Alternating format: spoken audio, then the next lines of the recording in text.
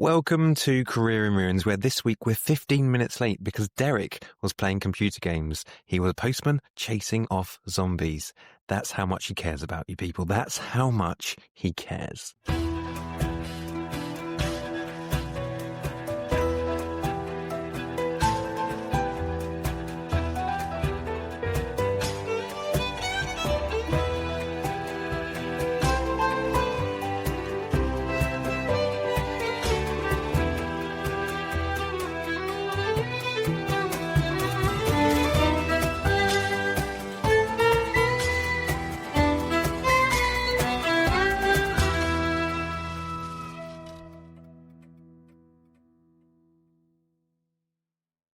I suppose technically it was sort of undead ghosts, but yeah, I was very engrossed. Oh, well, that makes it all right, actually. So why didn't you say that when you mentioned it in the first place? I'd like to take this moment to apologise to our guest, apologise to Lawrence, apologise to our listeners and to our Patreons for the imposition.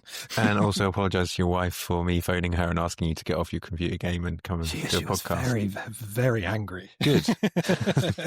How are you? All right? I'm good. I'm very good. I'm having a grand day today, not least because I was massively engrossed in a game, but I got my camper out of the driveway for the first time in what feels like months, which is nice. Tidied it out, had a good drive, getting it ready to do some hopefully geophysics in the near future, but I'll say nothing about that because that's a bit secret.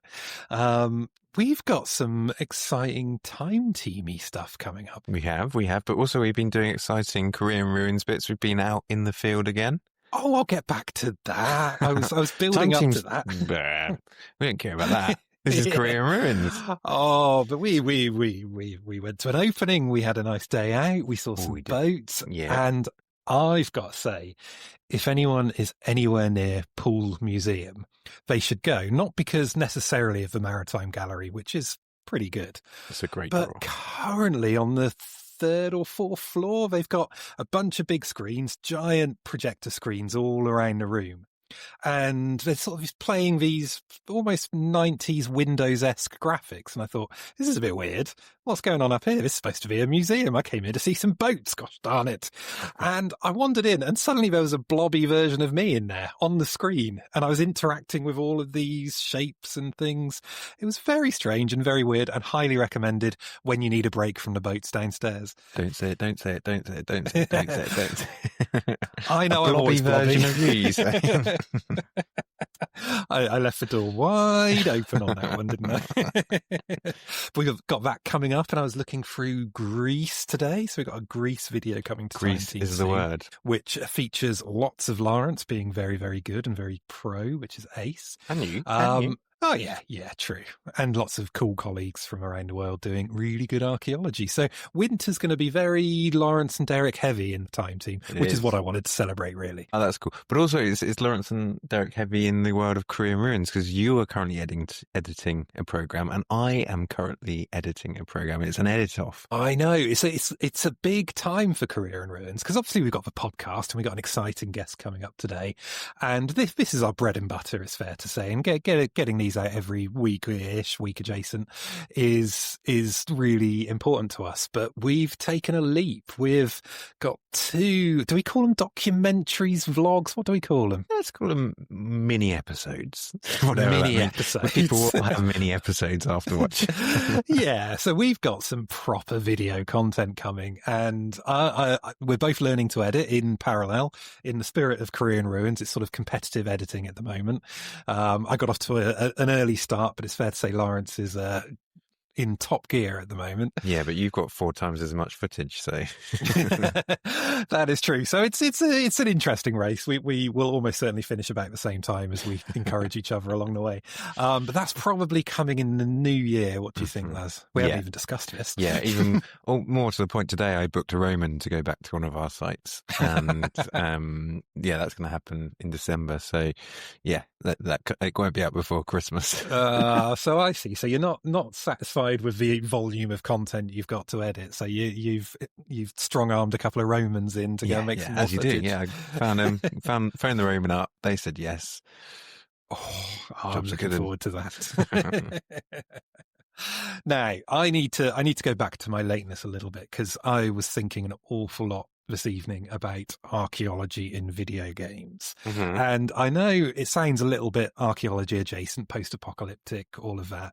And I think I've talked a little bit about it before when I was equally as engrossed in Fallout 4 recently. How there's a game mechanic that feels very archaeological, and it seems to be repeated across games. And this one has it too, where you're roaming around in this open world and you're doing the gamey tasks. In this one, it's delivering packages and every now and again fighting off an undead something or other. Still don't really know what they are. I haven't figured that out yet. But the whole story is pieced together by artifacts and little bits of the past, and you find them along the way and you pop them into a computer and it says, "Oh, you have found another bit of info on the past. This is the story developing." And this one particularly, the story is so opaque. The only way you understand what's going on is through these little archaeological artifacts. Yeah, that sounds pretty good. I thought you were going to say it's got a relevance to your archaeology career where you just turn up late. There's that too. But I think as I was researching for Career in Ruins, I don't think we can describe it as lateness, really. I'm not bitter. That sounds cool. So, this idea of finding artifacts and past human activity, I guess that's a bit like Fallout. Are you not just moving into the world of post-apocalyptic content as opposed to games? There does seem to be a theme emerging, but I wonder how many games have that similar content or that similar mechanism of revealing the story through essentially historical documents and archaeological artifacts. They don't explicitly say it. It doesn't seem to be kind of front and center, but it seems to be a core game mechanic I'd never really appreciated before. I think you should go away and play more computer games and then come back to the next week's podcast and tell us more about it. Shall I do that on time? I mean, the other game I just downloaded was Cricket 26, which I don't think has the same mechanic. Ashes start on Friday. I can't wait. Anyway, we're getting distracted. Come on, we can't make that relevant. Right, let's stop waffling. Let's introduce our guest for today's podcast, and we are in good company today because this individual is an archaeological graduate from Bournemouth University. So today we are joined by the director of Heritage Consultancy at Cotswold University. Cotswold Archaeology, Rob Sutton, and Rob is an expert at assessing the impacts of new developments on buried archaeology, historic buildings, and historic landscapes. Rob, welcome to Career in Ruins. How are you doing? Hey guys, thanks for having me. You've mentioned an exciting guest coming on this afternoon. Do they follow me or? Yeah, we'll get you out of the way first, and then if we keep this snappy. If you want to talk about the Ashes for 5 minutes or 50 minutes or 5 hours, you've got the right caller. Excellent. All right, yeah, let's just do that. Perfect. We're going to win, right? We're going to win. No, absolutely no chance. No. My worst fears are that we're going to win the first 2 tests and then lose the preceding 3. 3-1 against us, 1 draw, lost to rain. Sounds logical.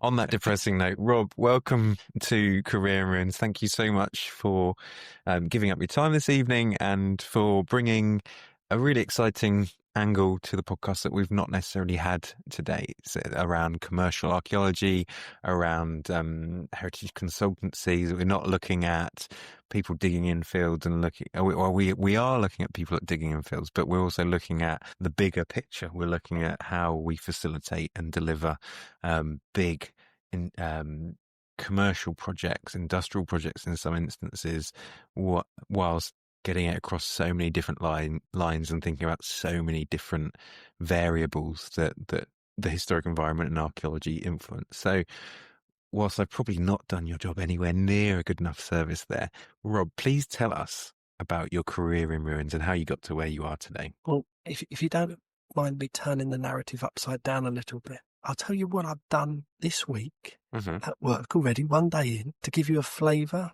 of the kind of things that have influenced my trajectory from 30 years ago at Bournemouth University to being where I am today.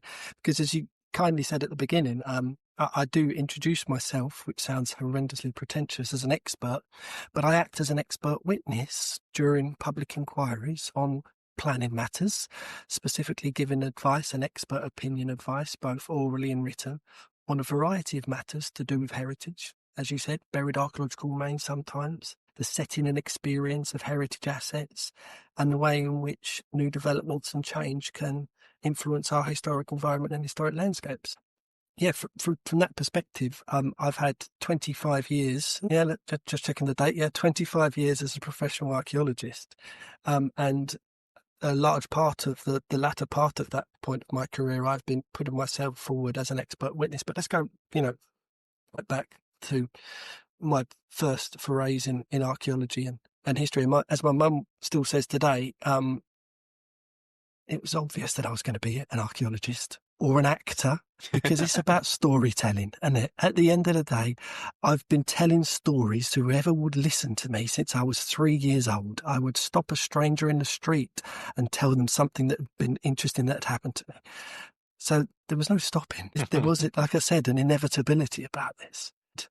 At the age of 7, when we was all into dinosaurs, like most boys and girls are when they're 7, and to be honest, I probably wanted to be Harrison Ford. As space pirate hadn't been invented as a career yet, I decided to go for archaeologist. A fortuitous conversation with a headmaster of my senior school when I was about 13 years old, just after PPG 16 had come into force in 1990. And he said, you can be an archaeologist and it's a job and stuff. And I went, no, and that changes everything. Tell me. Because I was going to be an accountant because I thought it made loads of money. And then in the side, I could play storytelling. But then I realised I could be paid to be a storyteller. And yeah, I've found some opportunities to go on some digs. And at the age of 16, 2 weeks into a 4-week excavation at Waltham Abbey with West Essex Archaeology Group, the site director said, "Rob, I'm going away for a few days. Look after things, can you?" So I was a 16-year-old running an excavation in the scheduled monument of Waltham Abbey, So again, there was, it's funny because I know some people who know me quite well and other people that might not see me as a head of an important part of a successful business. And they see me occasionally wearing suits and ties. And I go, no, I'm an archaeologist. Literally, there's 3 things that run through these veins. One of them is archaeology and heritage. One is cricket and the other is chess. And they compete for my time. And I probably spend nearly all of my waking day across those 3 things. But yeah, so back onto the archaeology, I managed to scrape through with some very bad A-levels and some pretty mediocre GCSEs from a poor school and an average college in the mid-90s, and had a bit of a crisis of confidence and decided that I was going to go work at Games Workshop because I was quite good at that. And sliding doors moment, I tried to go through clearing and left a message with Bournemouth University to see if they'd let me in, and I went down a pub and came back 3 hours later for 7 voicemails on my answer phone. Because remember those days you'd come home and see messages, yeah. And that's a true story. They left 7 messages for me. And I said, yes, I'd love to come to Bournemouth University, but I haven't got very good A-levels and the GCSEs aren't great. And they went, no, you've held a trial before. Please come to Bournemouth University. And I was like, what? Your normal students have never dug before? And he went, none of them. None of them would have ever done anything like that at the age of 16 or 17 and done field walking at 18 and things like I'd done. So I was, they were chasing me and I was attracted to that. And obviously the fact that I could go to university on the beach for 4 years was also particularly attractive, as we can all remember from the prospectus that was shown to us of what Bournemouth University was all about. And I was lucky because, I didn't really do my homework about Bournemouth University. For the reasons I've just described. But I realised quite soon into my time there in the mid-90s that it was a degree that taught me how to be an archaeologist, not about archaeology. And there isn't a day in my 25 professional years where I don't realise that teaching somebody to be an archaeologist is more important than teaching them about archaeology if that's the career that they want to go into. And I have the fortune to lecture and give presentations at quite a few universities across the country today, and still every couple of years I go back to Bournemouth. Derek, we need another conversation about when I can come back to see you again. Yep. And I'm going up to UCLan in February to do a couple of lectures up there for Jim Morris and his team up there about professional archaeology and the broad story around Heritage Consultancy. And the every time I go back to Bournemouth University. I say to the students there, I say, whether you realise it or not, you've already made the best choice you can if you want to become a professional archaeologist. And they think I'm a bit smarmy. I'm like, no, I'm just being genuine. Those, and there are a few out there now, but there wasn't back in the 90s where there were very vocationally led courses where they really did teach you about going out in the field, working in the lab, how to be a professional, and it's really made a massive difference to me. And I'm sure lots of people you interview on your podcasts talk about the sliding door moments or the luck that they had here. They're in the right place at the right time. I think that was there was a degree of luck involved in that. I mean, I was at university for 4 years because I badly broke my hip and then broke my leg and missed my first year finals. So I had to repeat my first year again and do my exams again, but only after Bournemouth had kicked me out. And then I pleaded for Brisbane to take me back. And he went, oh, that sounds quite unlucky. Yeah, go on then. And he let me redo the year. So there have been some moments in that early part of the informative years of me learning the trade, which have made a big difference.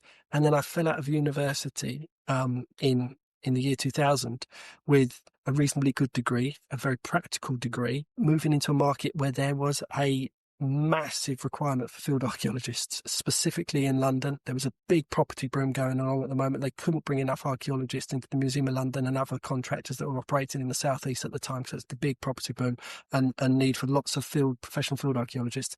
And I walked out of university with nearly a year's worth of field experience built across the 4 or 5 years I've been working.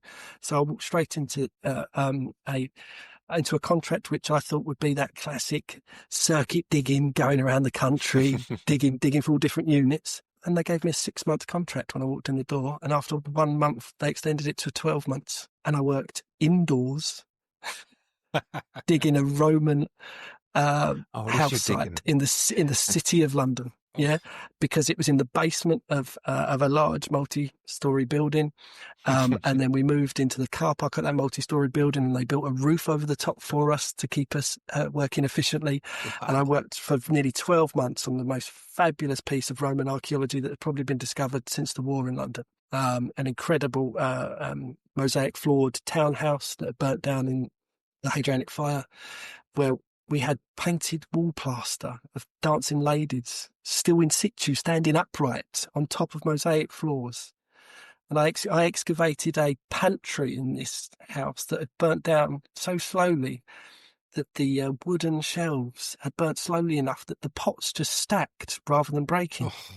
So I was literally excavating fully articulated stacks of pots, and we would go, "Do somebody want to eat their rice lunch out of this one?" Because it was just so I was incredibly spoilt by some fabulous archaeology, complex archaeology, really complex urban archaeology.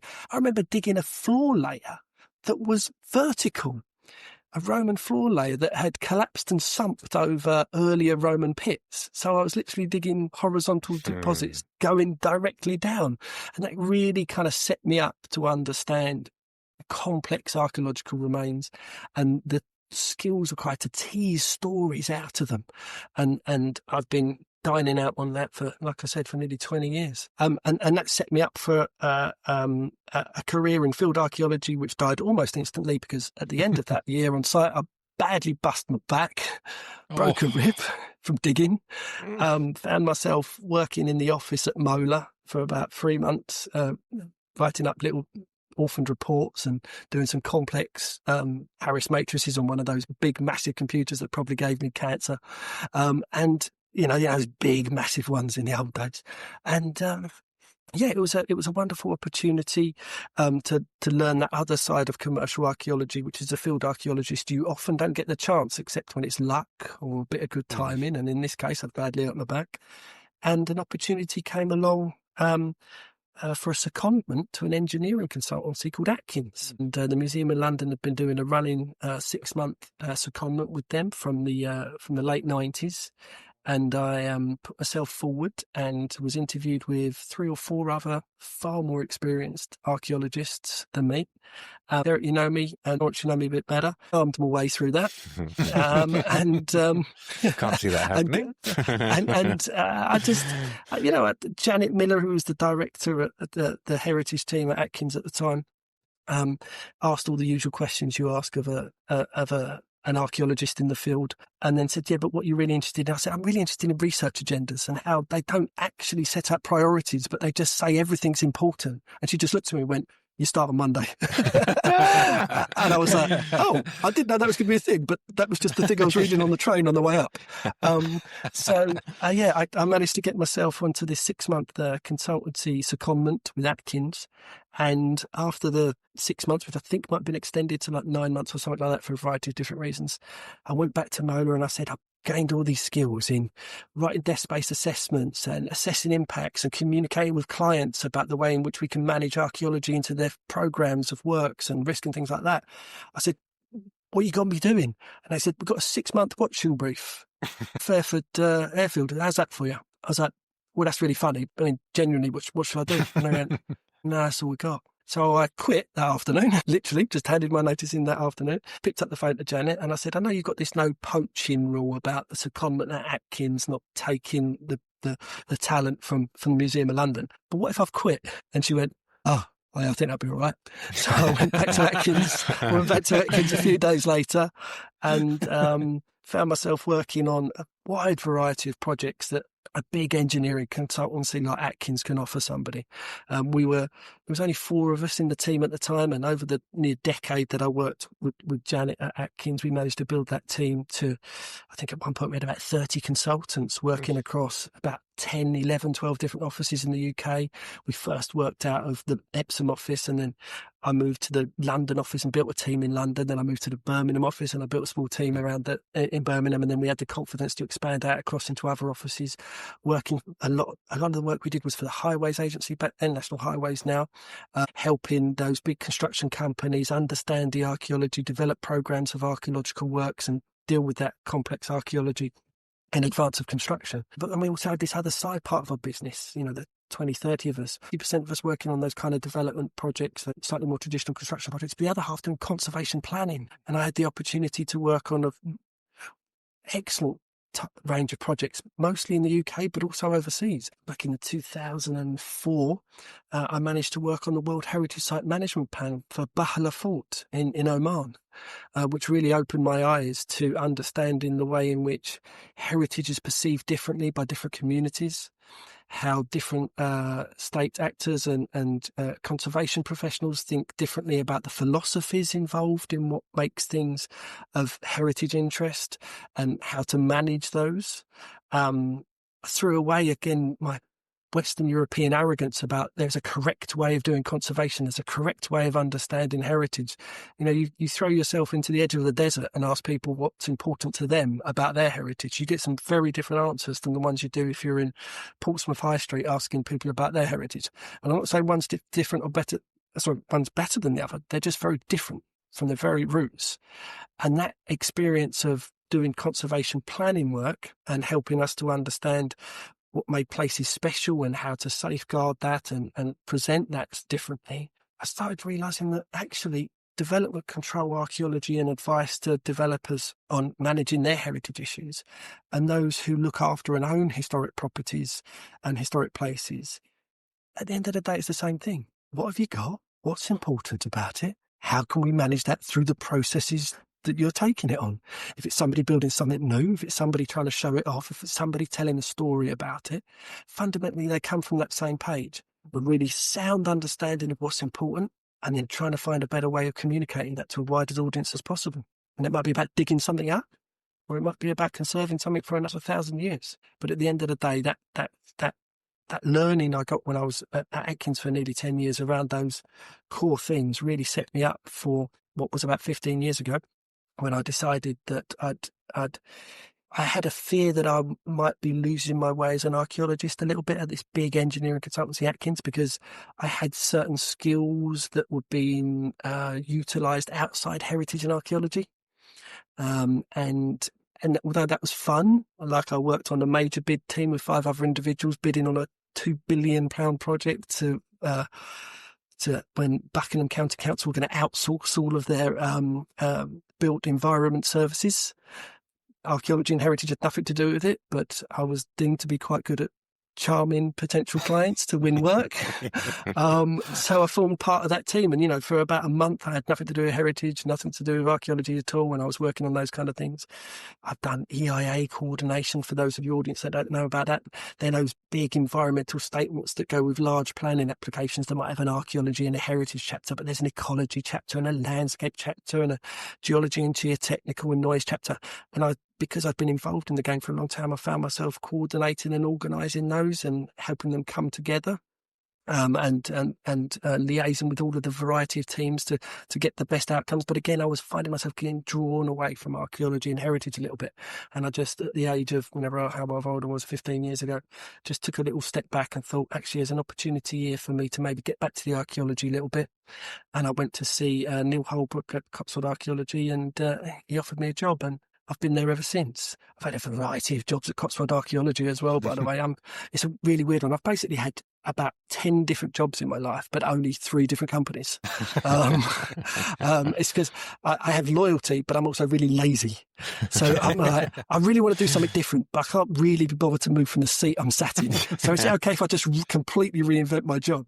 And I would have said versatile. Yes, maybe. Yes, versatile. But again, still basically sedentary. And so, it's 15 years at Cotswold Archaeology. I've had a variety of jobs there as well. I've been broadly always leading the consultancy team in one shape or another. But when we decided we wanted to put a bit of extra energy and effort and investment into our fledgling Milton Keynes office about 10 years ago, I took over the operations of the fieldwork team and the PX team and everything that went with that, and worked on developing our client base, greater resilience around some of our staff and the key skills of the individuals I was working with, so we could bring more juniors in and develop those and grow those. And within a few short years, the Milton Keynes team had picked up some really big contracts, and we were actually about the same size as the rest of the company put together. And it was a really great opportunity for me to test some of the skills I'd had in that kind of sales and the marketing stuff, but it's still about archaeology, still about heritage, still about selling your competence, saying I'm the right person to speak to about your project. I can help you manage your risk, help you understand your archaeology. I can get better products out of the archaeology, stories to go with your project. And that's evolved over the last 15 or so years, and where I am today, leading a team of 25 heritage and archaeological consultants. It's great. I have people in my team that don't know the dates of the Bronze Age because they're not archaeologists. I won't say a multidisciplinary team. It's not like I've got ecologists or landscape consultants or geologists, but I've got architectural historians. I've got historic landscape specialists. I've got old school archaeologists and a variety of everything in between the two.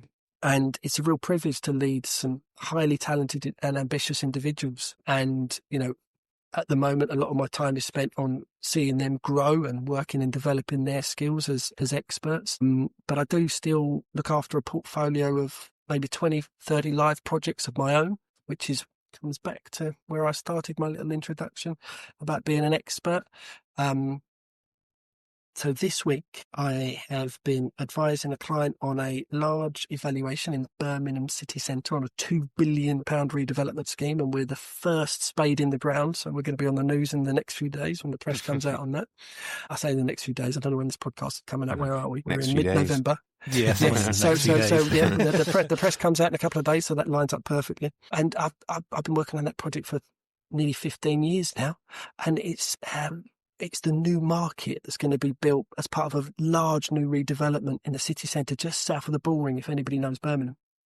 And it's the site of the first House of Birmingham. Richard de Birmingham's house, moated house, 12th century, buried underneath a concrete slab.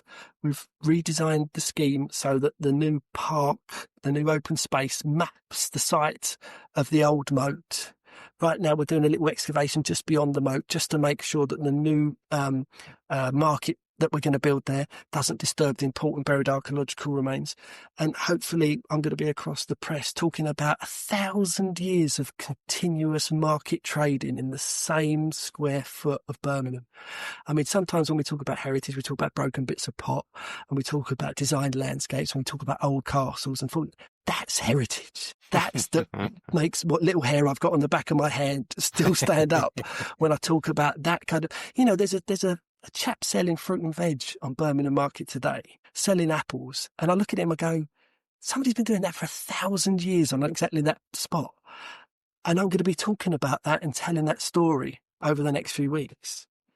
I've just done a listed building consent to retain some netting in a fine grade 2 listed building in London, where there's some fragility in the ceiling plaster. So we had to put some netting up to hold that in place. I'm an archaeologist, but I've been advising about the best ways to find solutions to look after that historic building. I've been exploring chains this week as well, just on the train just now, coming home before I joined the call with you guys, about a new solar farm that's going to be built, hopefully, in Essex. And I'm putting together a statement of common ground with Historic England so that we can help the decision maker understand some really complicated arguments, because Historic England have one perspective, I have a slightly different perspective, about the way in which this solar farm might change the experience of a scheduled a scheduled moat and some historic buildings. And then lastly, after I get off the call from you, which will be at about 9 o'clock, or maybe a little bit later, I'm going to review. I'm telling everybody I'm doing work late at night. That's a bad idea. I'm not doing it. Tomorrow morning at 8 o'clock, the first thing I'll do in the morning is I'll pick up a report about a piece of my own heritage that I've got the fortune to work on. I'm working on the demolition of the old sports centre. I used to play five-a-side football when I was 15 years old. In fact, it was the sports centre that had a play group in the upstairs room, which my mum took me when I was 3 years old. And that's my heritage as well. And that's part of 2 components of a project where the school we're renovating, an old bit of Victorian school that we're renovating, was a school my dad went to in the 50s. So when I was writing the statement of significance about this building and explaining the way the different changes had happened to the building from the 1860s to today, I got my dad in as a consultant to help me explain what happened to, why's that window there? And he went, oh yeah, that's a bit weird. Oh yeah, I remember now. Yeah, they pulled that down a bit. And, so an opportunity to work on projects which have got these powerful, resonating heritage stories, but also sometimes just mundane ones, but they're mine. That keeps me going. And that's why I've been involved in archaeology for 25 years and why I had a career in ruins, Vince. That's brilliant, Rob. Fascinating and diverse. And this might be a really mean question, but do you have a favourite part of all of that? Is it seeing the end of a big multi-billion-pound project, or is it seeing the hard work that you put in to get someone signing that dotted line for that project, or is it just delivering a project where you meet someone who's selling apples and is the umpteenth person that's been selling apples there for the last 1,000 years? So, do you know what? It is a Sophie's choice, because that's such a diverse range of positive outcomes. They really are, right? There's a lot of buzzwords that go on at the moment regarding planning reform and finding more efficient ways of getting planning applications approved so we can grow, build more houses and do all the things we want to do as a country. And one of the buzzwords is enabler, not blocker. And often archaeology, heritage and other environmental specialists can be perceived as blockers, because they're saying, you can't do that there, you've got to look after that, can't do that, can't do this, can't do that. I have seen great outcomes for heritage by changing the dialogue around saying, look what we can do here with the things you've got. Yeah. The amount of developments that take place on a blank slate where there's no great story to build on. There's no great narrative to bring the local community in so that they can join in on your project for a new housing estate or an extension or a road diversion or something as mundane as that. And I think an opportunity to see a project which is better for the heritage, for the local community, because I did a bit of background reading and I put my hand up and went, I've got a really great idea. This is going to be hard work, but I think if we all work on this, and that's often the case, the best projects are often the hard ones, the complicated ones, the ones where it's quite hard to tease stuff out. But the three questions I get asked as a professional archaeologist on a train or in the pub or even when I'm on site more than anything else is, one, how did you become an archaeologist? Well, I've shared that story with you so far. Two, how does it get under a field in the farm over there? That's a Philomena Kunk question. Yeah. But do you know what? I've genuinely been asked that the second most of all of the questions. And then thirdly, can you explain the archaeology that you was about to tell me about? So I can have a whole Roman villa half exposed over my shoulder, but they say, how do you become an archaeologist? How did it get under the field? And actually, it's that probably. It's explaining to a layman something that's quite complicated, like depositional sequences and how a villa gets under the ground. And I think that's often something missing in archaeology, if I'll be honest with you. I remember a former colleague of mine saying, the reason you do well at work, Rob, is because you translate for the rest of us. And I thought that was a really cute thing to say. But what he basically said is that I'm quite good at picking the weird, complicated stuff up and saying, let's break this down and make it really understandable for as wide an audience as possible. And that's why I love listening to you guys, because Lawrence specifically, sorry, Derek, but Lawrence, I hear you do it quite often with your work at Forestry England, is explain sometimes complex interactions between cultural heritage and natural heritage and finding uses for these places in 21st century England and explaining them in a way that just brings people along with you. And that's a very powerful tool. So well done, Ian. That's very kind of you to say. But it's not about me. Oh, Rob, when you started talking, it's a rare occasion. I wrote down a question, which by the time you'd finished telling your story, the story of your life, I realised you'd answered it already, and I don't need to ask it. But I'm gonna save a question more as a statement rather than a question, because I wanted to cheekily ask you early on about your sliding doors moment. Do you ever regret not being an accountant? But it became absolutely clear within 2 or 3 minutes that you have no regrets there. You effuse joy about archaeology from beginning to end, and it was such a pleasure to listen to. Yeah, and it's a bit of a running joke, actually, in archaeology, isn't it? Is that when I say to friends and colleagues about lecturing at universities or going to see a school and talk to them about the archaeology or college or everything in between the two, and I do take those opportunities. I'm hopefully going to go to my nephew's school in a few months' time, and he's only just 7, to talk about archaeology and heritage, is that the joke is you can explain to them the best thing to do is get a trade, and that archaeology is tricky and it's hard and it's, and there's not a lot of money in it and all those things. I'm very well paid, gents. And for those listening, I do all right out of this. I've had to work hard at that. I've had to find niches within my industry where other people don't play, because if you've got a niche, you've often got an opportunity to excel within a certain narrow field. I'm one of maybe a couple of dozen people, maybe less than that regularly do public inquiry expert witness work.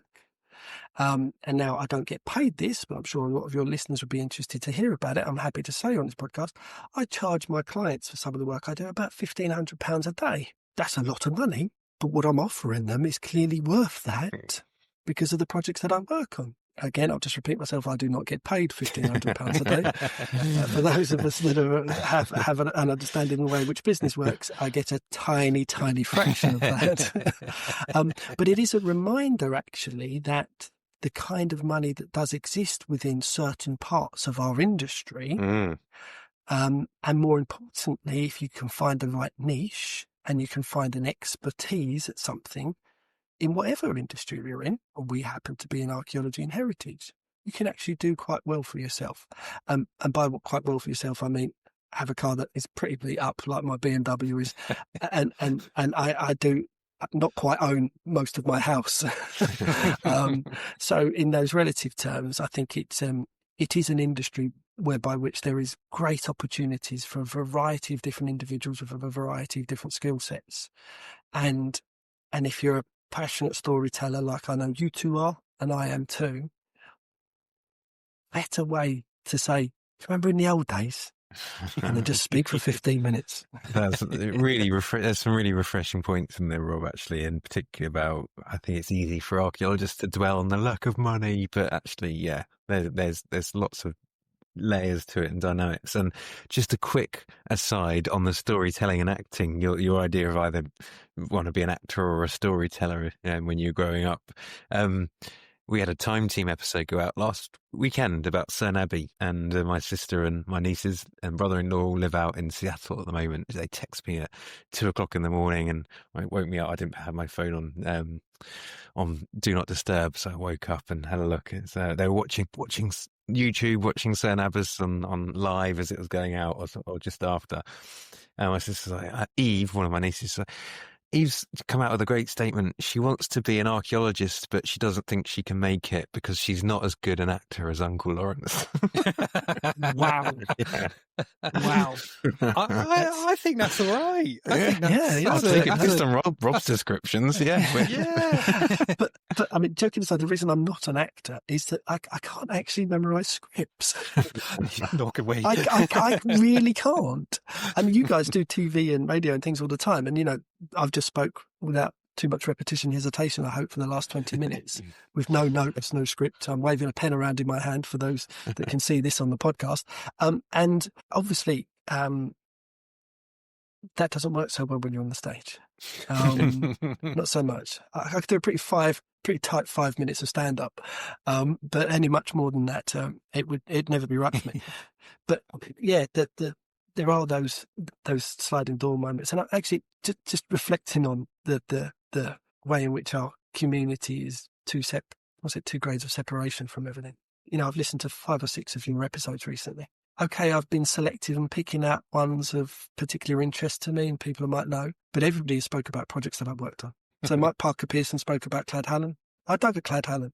I dug at Clad Hallen in 1999 with him, the season before we found the bog bodies. I excavated a decapitated dog, which was one of my highlights of my career at that point in time. Iron Age one, not a recent one, before it gets weird. So yes, we all work in quite a small little world, even though you've said that you don't have had many speakers on from the commercial world. You've had perhaps a few more from academia. Actually, we're all quite linked up. And there's a lot of cross-fertilisation in what we do and how we work. Excellent. Very good point. Very well made. So, Rob, what about pride? What's the thing that you're most proud of in that? This is going to sound really geeky, but this is a geeky podcast. Yes. I mentioned earlier about some projects I worked on where my dad helped me out with the school, and I've recently worked on the proposed demolition of my old sports centre. So that's in Epping. I grew up in a little village called Cooperstown, just outside Epping, in the middle of Epping Forest. And one of the projects I worked on was for a listed building consent and planning application to demolish a 1960s council block of no architectural or historic interest at all. But it was stuck on the side of one of the finest postmodern pieces of architecture in Europe, a Grade 2 listed building that was opened in 1993. I was at the opening of that building in 1993. Is that why it was Grade 2 listed? And listed? I worked. No, it's because it's a fine piece of Lego-styled 1990s postmodern architecture. It's a very beautiful, very attractive building. It's very, very clever. It won an award at the time, a competition, and got listed about 17 years after it was built, which is very rare for buildings to be listed, not only because they're that young, but that soon after it was built. I knocked down the old bit of the building to better reveal the young bit. Now, that is my weird bit of geeking, because in conservation and heritage, there are very few philosophies out there where you knock down the old bit to better reveal the young bit. Beep, boop. And that Heritage is exactly what broken. I did. Yes, that was proper geeky. Because, I mean, you try to think, is there any scenario where I've got a 15th century castle where I knock down the 11th century bit? No, there is no scenario where you knock down the old bit to better reveal the new bit. And it makes sense. And so that's a funny little story. I don't know if I'm proud, but it's just one of those standout geeky moments. And I tell people, and people go, "Oh yeah, that's quite interesting." I'm like, "No, really bloody interesting." You're in a safe space here, and I can see Lawrence's cogs whirring in his head, thinking about tearing down the old to save the new. So that's a decent example of pride. So the trickier one, though, is there anything you're envious about? again, Lawrence, I think you know me well enough, and Derek maybe too. No, I don't have that envy gene. There's quite a few genes I don't have, which I could probably do with. I don't suffer embarrassment, much to the embarrassment of everybody who knows me, and which allows me to stand up in front of rooms of complete strangers and talk consistently without any issue at all, which is sometimes a bit of a gift, but it's a bit weird. And actually, I don't really have envy either, if I'm to be honest with you, because isn't that just another way of saying motivation? You see somebody doing something that entertains you and think that looks a bit good. I'll have a go at that, please. So I don't use it in that kind of envious sense, but just in a motivating sense. That looks a bit fun. Can I join in with you there? And I've been doing that since I was about 3 years old.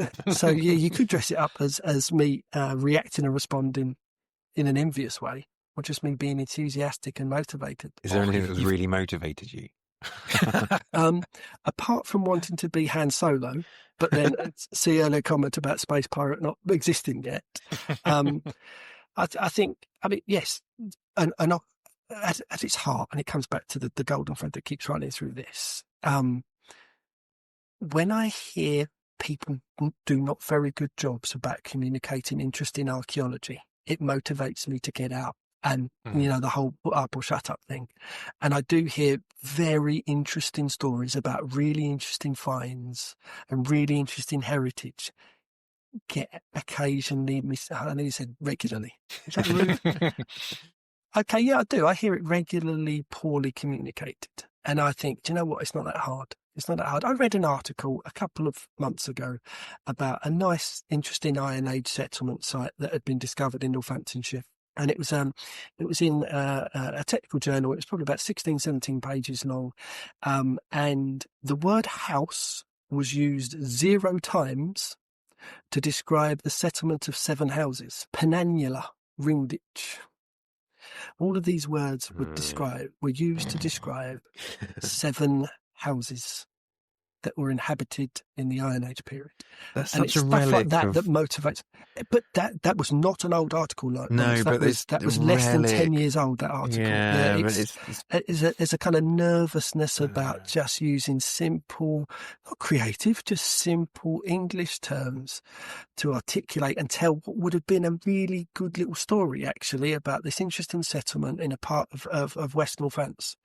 And so that motivates me.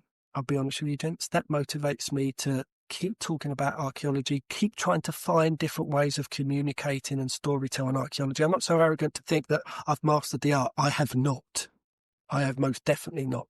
I'm always listening. I'm going to make Lawrence blush again. I'll listen to professionals like you, trying to find alternative ways and different ways about communicating the thing that I love most, our histories. So what I hear there, Rob, and thank you again. You can stop complimenting me there. Checks in the mail. You are envious of people who rest on their laurels and aren't willing to keep developing, and they can just sit back, enjoy the ashes, and not worry about bettering themselves. No, I don't know. I mean, it's. I did mention earlier about the cricket and the chess, and actually, I'd spend a lot of time playing chess. I'll be honest with you. And I do think if I didn't play as much chess, I would have written quite a few books about maybe Iron Age settlements in Northamptonshire. I might have called them houses rather than penannula. I don't know what you're talking about. Now, if you said penannula, I'd be with you. So we've done envy, we've done pride, or we haven't done envy, but that's actually a great answer for envy. Eric and I have got a working time machine. We've spent a few years improving it, modifying it. It's pretty cool, even if we do say so ourselves. It's got LEDs and loads of other cool things. But you, as a guest on the podcast, get a return ticket on it. And all we need to know is where you'd like to go and why. When I'd like to go and where. Yeah. So, like I said, I've listened to quite a few of your episodes, but not all, 100 of them. And maybe I should have done before I test this theory, is that I have almost no interest in going back to any particular time period to answer that special archaeology question. Because although I started by saying there's 3 things that run through my blood, cricket, chess, and archaeology, actually there's a 4th, and it's partying. I love dressing up, I love going out, and I love dancing. So do you know where my time machine would take me? it would take me to Paris in 1899. Belle Epoque. And I know there are some very complicated social issues and things going on in Paris in 1889. But if I can just go out and party for a few hours in the streets of Paris, and I'm going to cheat because I'm then going to twist the dial on your time machine and jump out in Berlin in 1921 and party at a cabaret in Berlin. And then I'm going to twist your dial again and I'm going to jump out in Tehran in Iran in 1969 and go to a fashion show just before Iran became what it then became in the 70s. And I know those are both complicated periods of world history with lots of different social issues going on. But if I'm allowed to just party for a couple of hours, Paris 1899, Berlin 1920, Tehran 1969.